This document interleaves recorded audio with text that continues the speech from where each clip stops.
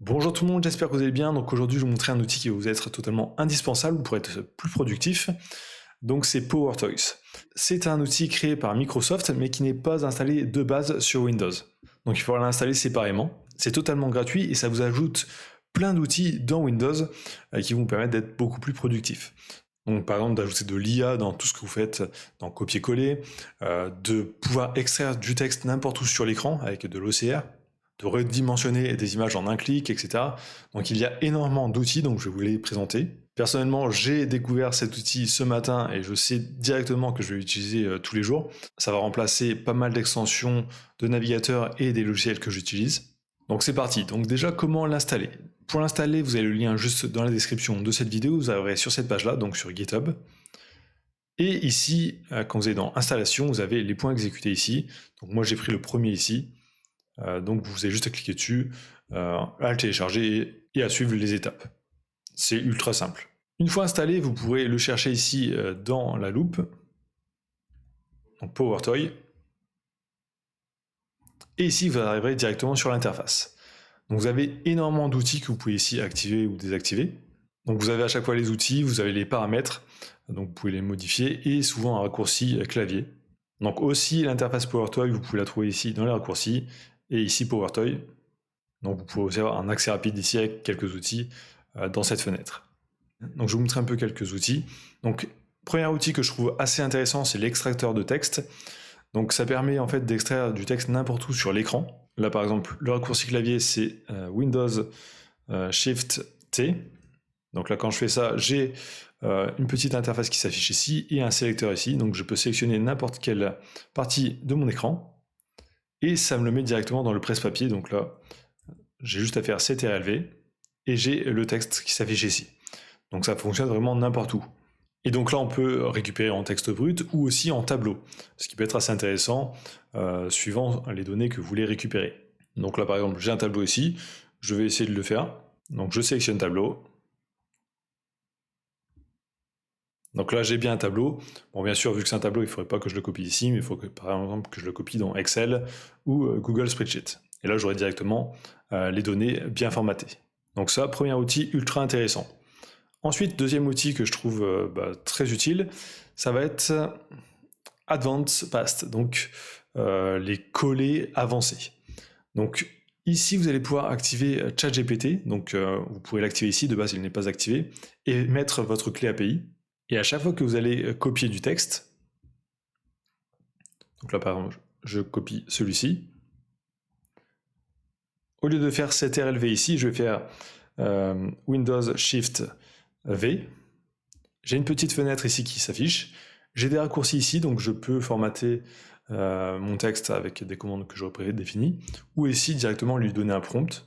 Donc là, traduit en français. Je fais OK. Là, j'ai l'aperçu. Donc je peux faire coller si le résultat me correspond. Donc coller ici.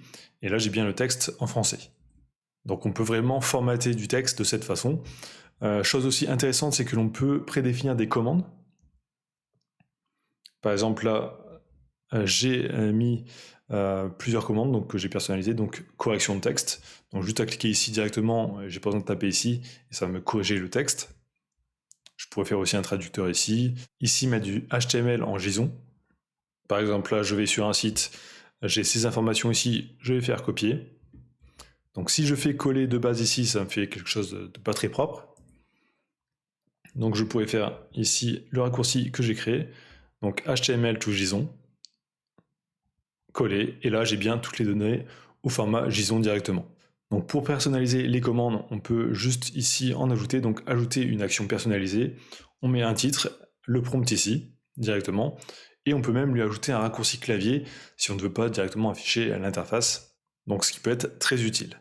Donc pour moi, l'extracteur de texte et cette option, c'est vraiment les deux indispensables, donc qui vont me permettre de gagner pas mal de temps. Ensuite, il y a d'autres options. Donc là, il y a par exemple la possibilité de garder un outil toujours en première position. Donc par exemple là, j'ouvre la calculette, je fais le raccourci, donc Windows CTRL-T.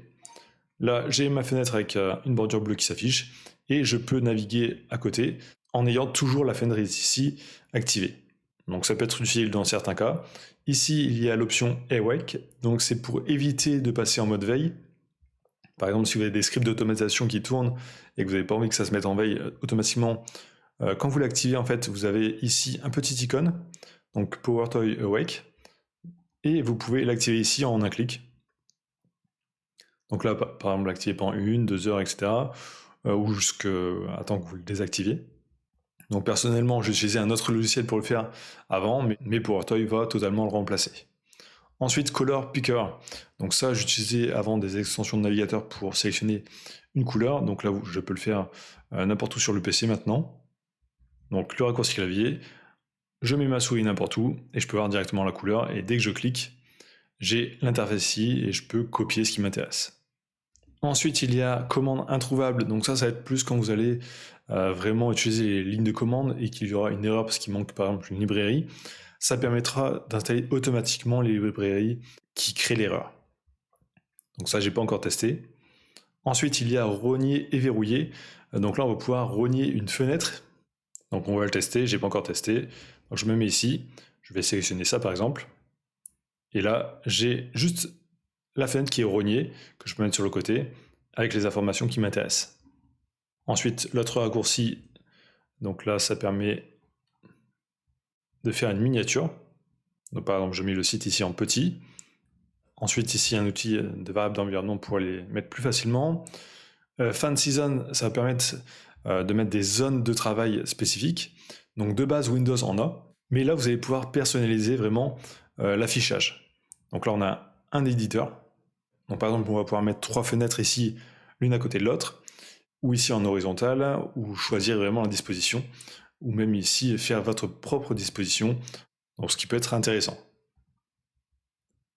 Ensuite ici, extension de l'explorateur de fichiers, donc vous allez pouvoir juste avoir des aperçus plus rapidement. Alors cette option ne fonctionne pas de mon côté, donc je ne sais pas pourquoi. Ensuite, il y a fichier locksmith. Ça sert en fait à voir si un fichier est utilisé par un logiciel ou aussi un dossier. Par exemple, je me mets ici, je fais ici Unlock which file locksmith et je peux voir si c'est utilisé par un logiciel. Donc celui-ci n'est pas utilisé, donc il ne trouvera aucun logiciel. Donc là, aucun résultat. Ensuite, éditeur de fichiers hot, donc là c'est pour une utilisation un peu plus avancée. Ensuite, image resizer.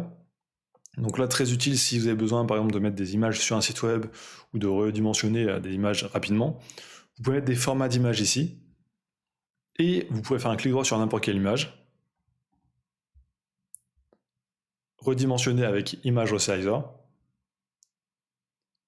Et là, en un clic, vous pourrez choisir le format. Donc le format garde aussi les proportions, donc ça prendra ces dimensions-là maximum.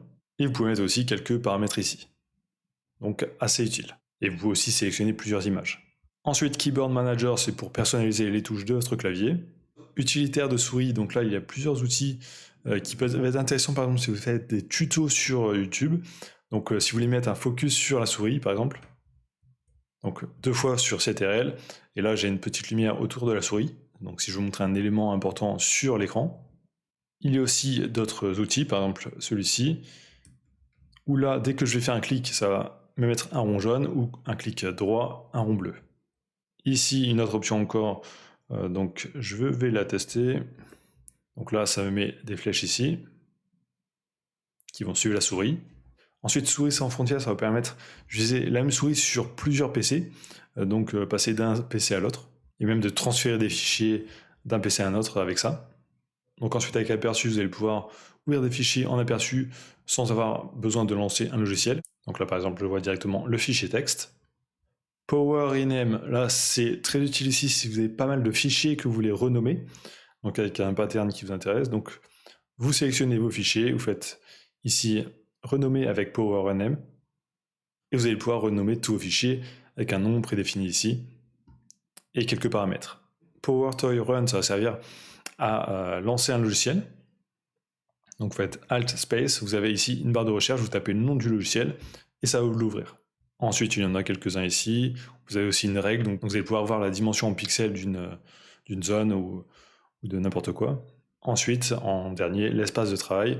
Donc là, on va pouvoir lancer des logiciels avec une mise en forme prédéfinie. Donc ça, j'ai pas encore testé. mais ça semble aussi assez intéressant. Vous avez même aussi la possibilité d'ajouter des plugins faits par la communauté. Par exemple, là, un plugin pour chatter directement avec ChatGPT. Donc pour l'instant, il n'y a pas énormément de plugins, mais quelques-uns. Donc voilà, donc si vous êtes sur Windows, je vous invite fortement à tester cet outil. Il va sûrement très vite vous devenir indispensable. Personnellement, c'est le cas. Et je pense que je ferai aussi d'autres vidéos sur l'Advance Past, parce qu'il y a pas mal de choses qu'on va pouvoir faire pour automatiser, pour faire du scrapping, etc. Donc ça peut être très intéressant. Donc n'oubliez pas de liker, commenter, de vous abonner, et je vous dis à très bientôt.